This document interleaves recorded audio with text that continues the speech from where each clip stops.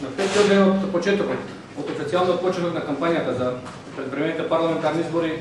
сведоци сме дека двете најголеми партии, ВМРО и СДСМ, тежишто го ставаат на промоција на своите економски теми и економски политики со кои што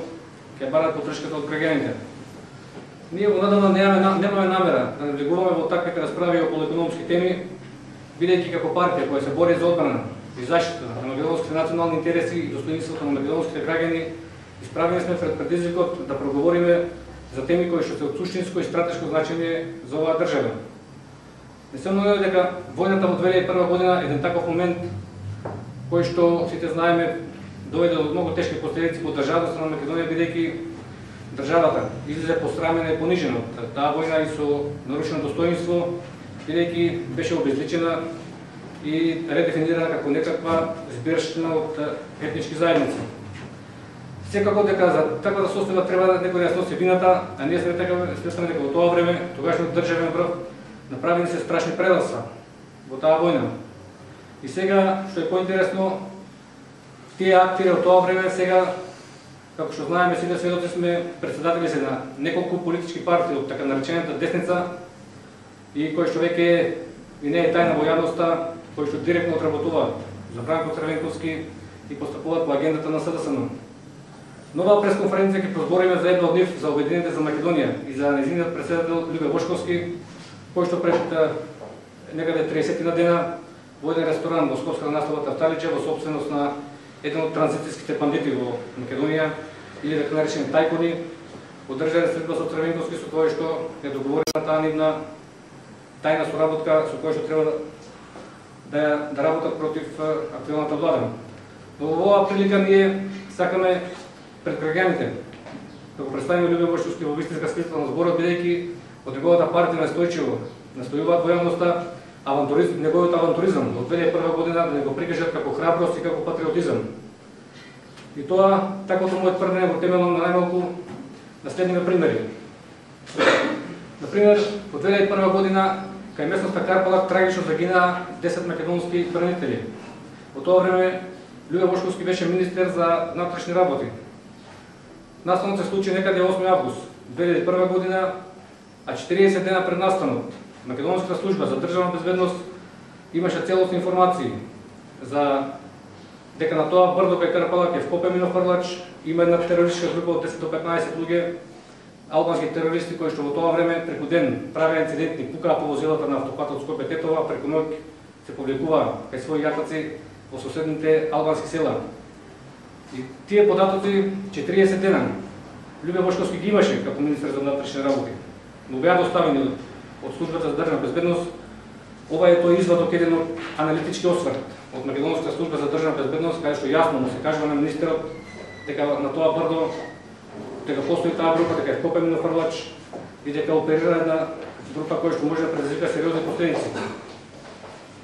И сега вие 40 дена дека знаете сите тие информации како министер, а да не преземете ништо, ние сметаме дека во тој случај тогашниот министер носи директна вина за убиството на бранителите кај Карпалак. Правниците добро знаат дека кривично дело може да се направи со сторување и со несторување. Несторување е случај кога службено лице било должно да преземе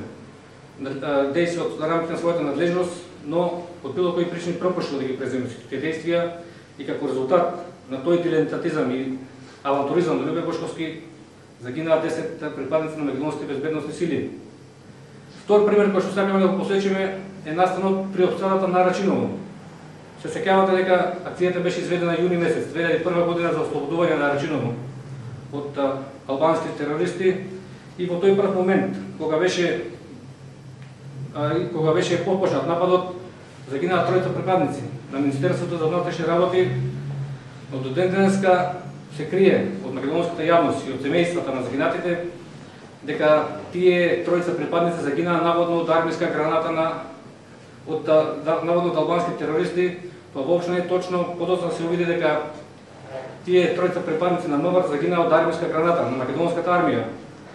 Значи се случи една невидена бламажа, македонски полицајци и војници се испотепаа сами меѓу себе при обстаната на Рачиново и тоа како резултат на тоа што Љубе Бошковски како министер за внатрешни работи и Владо Бучковски како тогаш министер за одбрана не сакаа да седнат и да се договорат да ја бранат државата и да се координираат. фактички нашата војска и полиција настапуваше како две спротивставени и непријателски формации. А сето тоа, како што кажав, беше резултат на тој авантуризам и дилетантско однесување на нашите најзначајни министри. Исто така, Љубе Бошковски како министер за внатрешни работи изврши една кадровска диверзија во командниот кадар на Министерството за внатрешни работи во тој многу чувствителен момент од македонската историја, како што беше војната во 2001 година, бидејќи тогаш Љубе Бошковски, внимавајте добро, за само 2 месеци врача 11 решенија за генералски чинови. Значи во тој момент македонската полиција за само 2 месеци доби 11 генерали, иако сите ние знаеме дека се работи за мала полиција, Македонија како мала држава има мала полиција, и се доведовме во тој момент во војната во една смешна ситуација, да народски кажано да имаме повеќе генерали отколку војници. И сега што најинтересно, тие генерали ги гледаме денеска, некои парадират како председатели на партии, некои како експерти, тоа се лажни генерали, бидејќи има вработување предходно од 2-3 месеци во МВР и прв чин веднаш добија, како резултат на тој авантуризам, Љубе Бошковски веднаш добија генералски чинови. И ако денеска вие ги прашате овие генерали кој чин го имале пред да станат генерали, тие од оправдани причини нема да може да ви дадат одговор, бидејќи не поседувале никаков чин, беа вработени 2001 година некаде март-април. Значи по 2-3 месеци и веднаш Љубе Бошковски ги награди со генералски чинови. И како резултат на таквото раководење со македонските безбедносни сили, сите ние сведоци сме како Македонија беше поразена и посрамена и понижена од таа војна во 2001 година. Во оваа прилика, имајќи предвид колку може да биде простор за една пресконференција, тука ќе завршам, а во периодот што следи пред македонските граѓани имаме силна обврска да ги разобличиме тие 4, така наречени десничарски партии, чии лидери во тоа време заземаа значајни функции и беа дел од македонскиот државен врв, како ги изврши тие страшни предавства и како беа учесници во тие политички сценарија, со кое што, како што кажав, ја доведува државата да биде на работна федерализација. Благодарам.